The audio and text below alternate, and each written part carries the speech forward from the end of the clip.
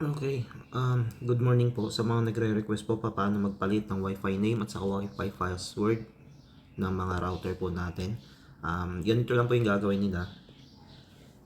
Okay, kung ang router po nila is yung ganito.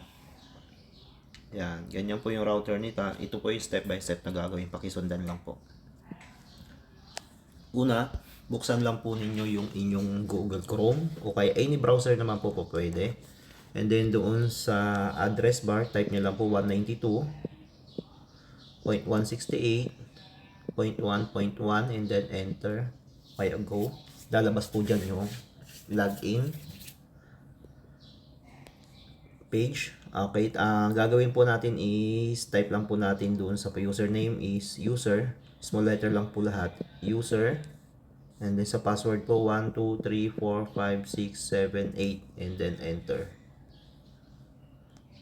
Pagka-enter, punta po kayo doon sa network. Sa ngayon po, connected po tayo dito sa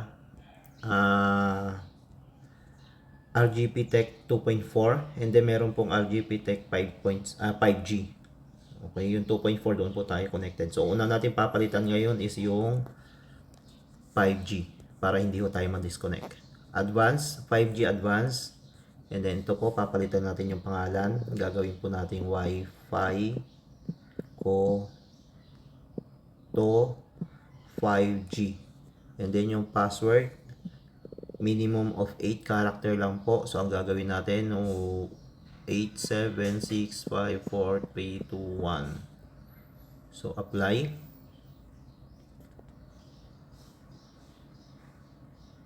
So, yun po, ni-apply na. Kung check po natin, kung lumabas na yung Wi-Fi ko to.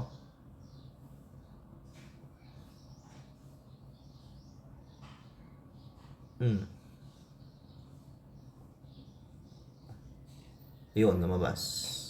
4G na type natin kanina, Soro. So, dapat yan is 5G. Any name naman siya. Wala naman siyang effect. So, login tayo. Gamit yon 8765432 Connect. So, ayan. Connected na tayo. Ang mangyayari, papalitan naman natin yung advanced ng 2.4. So, ito siya.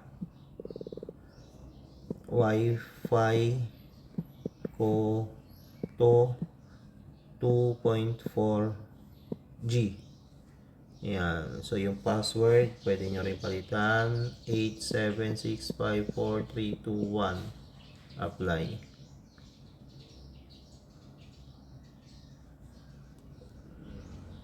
Okay. Pag na-save na, check natin kung lumabas na yung yung pangalan ng Wi-Fi na bago. So, mayroon na tayo. Wi-Fi ko to 2.4. Subukan natin kung magko-connect. Ayun, connected na. Kasi kanina hindi naman natin binago yung okay, connected. Done. Bakit siya naging connected agad? Kasi yung password natin pareho lang doon sa kanina. Okay, yun lang. Maraming salamat.